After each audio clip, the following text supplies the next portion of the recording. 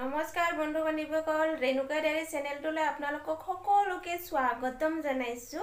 তো আজি মই অগ্নিনাভ শিৱ মন্দিৰৰ এটা ভিডিঅ' আপোনালোকৰ ওচৰলৈ লৈ আহিছো।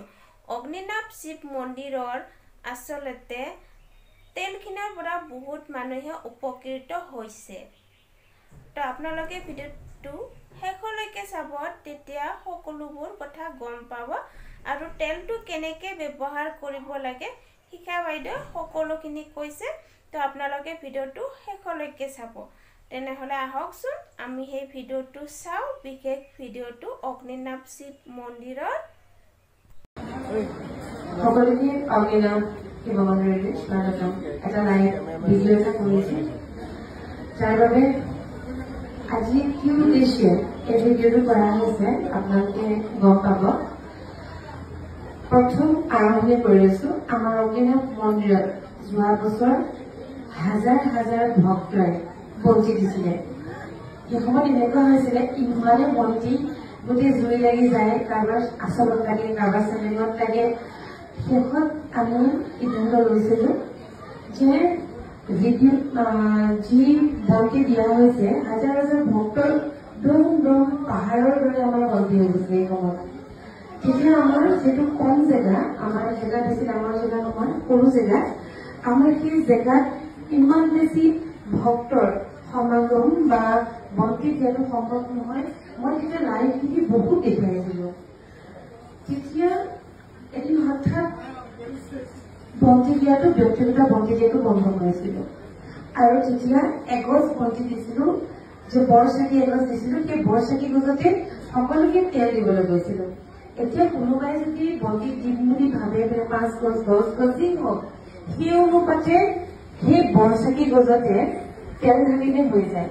আৰু যেতিয়া বাবাক জনাইছিলো, বাবা তুমি তেলখনৰ কিবা এটা শক্তি দিবা, যিটো ভক্তক মই বন্তি বন্ধ কৰিছো যাতে তেওঁলোক ছেটিছফাইড হয়।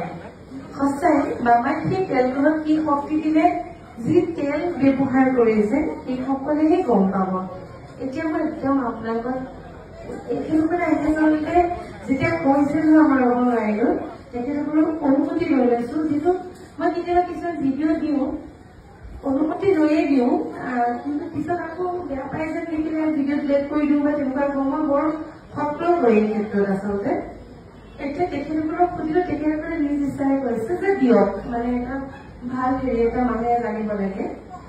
তেখেতসকলৰ মুখেৰে শুনক যে তেল ব্যৱহাৰ কৰি তেওঁলোকে কি পাইছে, এইটো বহুত ডাঙৰ কথা। এইধৰণে আচলতে মই ভিডিঅ'বোৰ এইকাৰণে দিওঁ, মোৰ কোনো এনেকুৱা কথা নাই যে কোনোবাই শ্বেয়াৰ কৰক, মোৰ ধেৰ কিবা ভিডিঅ' শ্বেয়াৰ কৰক মানুহে অমুকক, সেইবোৰ মোৰ ধাৰণা নহয়। মোৰ মাত্ৰ এটাই ধাৰণা যে ৰাইজ উপকৃত হওক। কাৰোবাৰ টকা পইচা ধেৰ আছে, বেমাৰ দেখুৱা বুলি, কাৰোবাৰ হয়তো টকা পইচা নাই। সেইকাৰণে মই ভাবো যে মানে খৰচ নোহোৱাকে মানুহৰ উপকৃত হওক মানে। এতিয়া চাওকচোন, তেখেতৰ এই ভৰিটোত হেনো আঁঠুৰ পৰা ন, আঁঠুৰ পৰা এনেকুৱা ধৰণে মানে ফুহা নিচিনা, পানী জ্বলা নিচিনাকে মানে এনেকুৱা ধৰণৰ নিজে কওকচোন। নমস্কাৰ, মোৰ নাম শ্ৰী প্ৰিয়ংকা মিশ্ৰ, মই গুৱাহাটী কামাখ্যা গেটৰ পৰা আহিছো। দেউতা আমাৰ গোটেই ভৰিখনত পানী জ্বলা ফুটি গৈছিলে। ফুটি গৈ কিনে মানে পচি যোৱাৰ দৰে হৈ গ'ল। মেডিকেল ট্ৰিটমেণ্ট কৰিলো, কিন্তু একো কামত নিদিলে। 10-12 দিনমান হ'ল দাঙি লৈ ফুৰিব লগা হৈছিলে।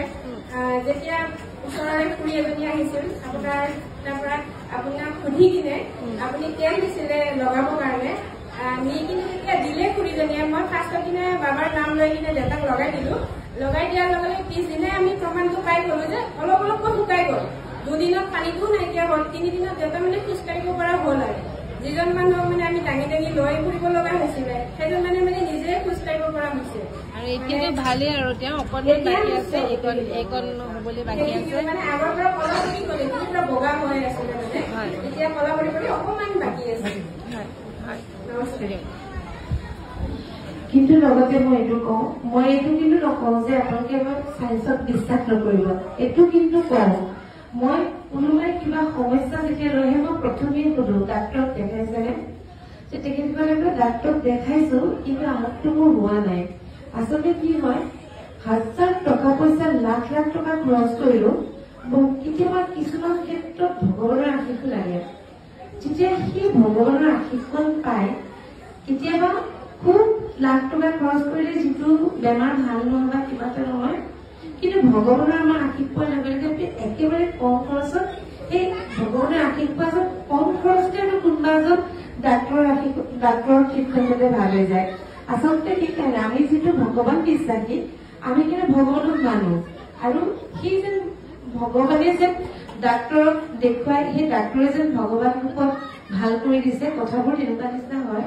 মই এইটো কিন্তু নকওঁ, আকৌ কৈছো যে আপোনালোকে চাইন্সক বিশ্বাস নকৰিব, আপোনালোকে ডাক্তৰকো ট্ৰিটমেণ্ট কৰিব সকলো ক্ষেত্ৰত, কিন্তু লগতে যদি আপোনালোকে আমাক বিশ্বাস কৰে, এই বৰচাকৰি তেলৰ কথা যেনেকে কলে আপোনালোকে লগাব পাৰে, বহুত সমস্যা সমাধান হয়।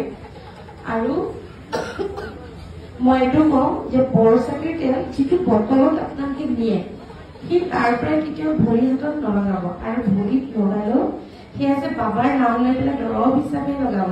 কিন্তু একেটা বটলৰ পৰা যদি লৈ লৈ কৰে, সেইখিনি কিন্তু চোৱা হৈ যাব, সেইখিনি আৰু পিছত কাম নিদিয়ে।